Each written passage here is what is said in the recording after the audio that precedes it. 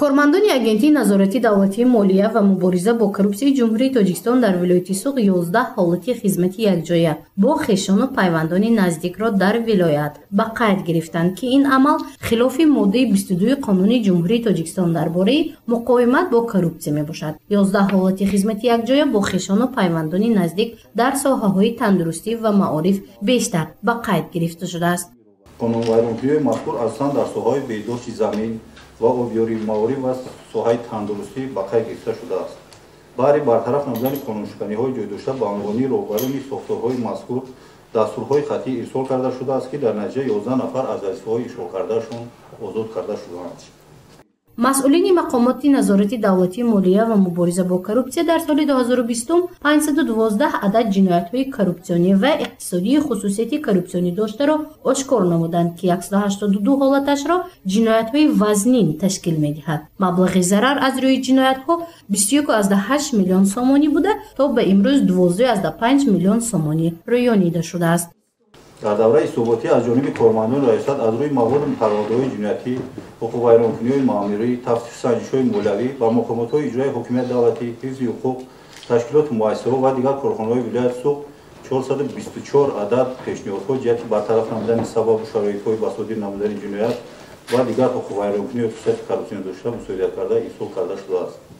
аз рӯи таҳлили хизмати шахсони ба ҷавобгарии ҷиноятӣ кашида шуда бештари онҳоро кормандони соҳаи маориф 64 ҷиноят, бонкҳо 47 ҷиноят, мақомоти иҷроии ҳокимияти давлатӣ 25 ҷиноят, кумитаи заминсозӣ 23 ҷиноят, соҳаи тандурустӣ 19 ҷиноят, вазорати мудофиа 9 ҷиноят, соҳаи нақлиёт 6 ҷиноят, вазорати корҳои дохилӣ 6 ҷиноят, вазорати адлия 5 ҷиноят, мақомоти судӣ 4 ҷиноят, агентии стандартизатсия 3 ҷиноят, барқи тоҷик 3 ҷиноят, кумитаи андоз, соҳаи кишоварзӣ, вазорати молия 2 ҷиноятӣ, палатаи ҳисоб 1 ҷиноят, дигар идораву муассисаҳо 35 ҷиноят, муассисаҳои ғайридавлатӣ 128 ҷиноят, шаҳрвандон ва соҳибкорон 128 ҷиноят содир карданд. дар умум шумораи ҷиноятҳои хусусияти коррупсионӣ дошта 512 ҳолатро ташкил медиҳад.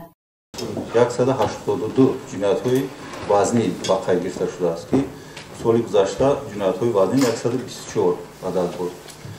вобаста ба барқарории зарарҳои молиявӣ бошад, мисол 27 миллион сомонӣ зарарҳои молиявӣ ошкор кардем, ки 24,2 миллиони он барқарор шудааст, ки 92%-ро ташкил медиҳад. тамоюли зиёдшавии ҷиноятҳо асосан дар шаҳру ноҳияҳои Хуҷанд 147 ҷиноят, Панҷакент 66 ҷиноят, Спитамин 59 ҷиноят, Бобоҷон Ғафуров 52 ҷиноят, Ашт 29 ҷиноят, Конибодом 29 ҷиноят, Истаравшан 23 ҷиноят, Шаҳристон 22 ҷиноят, Исфара 19 ҷиноятро ташкил медиҳад.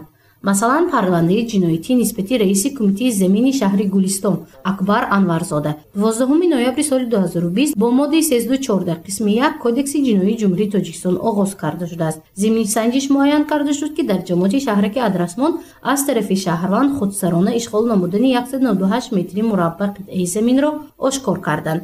аз ном бурда барои тартиб надодани протоколи ҳуқуқвайронкунии маъмурӣ дар 2 ҳолат маблағи 10,000 сомонӣ гирифта шудааст. аз рӯи 8 ҳолат парвандаҳои ҷиноятӣ оғоз карда шуда 17 ҳолат бо асосҳои ғайрисафедкунанда аз оғози парвандаи ҷиноятӣ рад карда шудааст. қисми зиёди он бо санади Қонуни ҷумҳурии Тоҷикистон дар бораи афт нисбати онҳо татбиқ карда шудааст. нисбати кормандони мақомоти иҷроияи ҳокимияти давлатӣ шаҳри Панҷакент 5 ҷиноят бо моддаи 247 ва суисфода 247 яъне қаллобӣ ва 314 суисфода мансаб. шаҳри Гӯстон 5 ҷиноят, инҷадам бо моддаи 247, 314, 316 ва сохтакори 320. ноҳияи Спитамин 3 ҷиноят, ноҳияи Масҷуд 2 ҷиноят, ноҳияи Зафаробод 2 ҷиноят, шаҳри Хуҷанд 2 ҷиноят, шаҳри Сарафшан 2 ҷиноят, шаҳри Исфара 1 ҷиноят, ноҳияи Ашт 1 ҷиноят, ноҳияи Бобоҷон Ғафуров 1 ҷиноят ва шаҳри Гулистон бошад 1 ҷиноят боз ҷиноят. муфаттишони раёсат дар соли 2020 158 адад парвандаҳои ҷиноятиро барои пешбурд қабул карда, тафтиши пешакӣ 137 адад парвандаҳои ҷиноятиро ба итмом расонданд, ки аз ин миқдор 122 парвандаи ҷиноятӣ нисбати 151 нафар бо тасдиқи фикри айбдоркунӣ барои моҳиятан баррасӣ намудан ба мақомоти суд ирсол карда шудааст. Гузурши Мафнушкур ва Насим Раҳимов барои барномаи иттилоотии Хабар.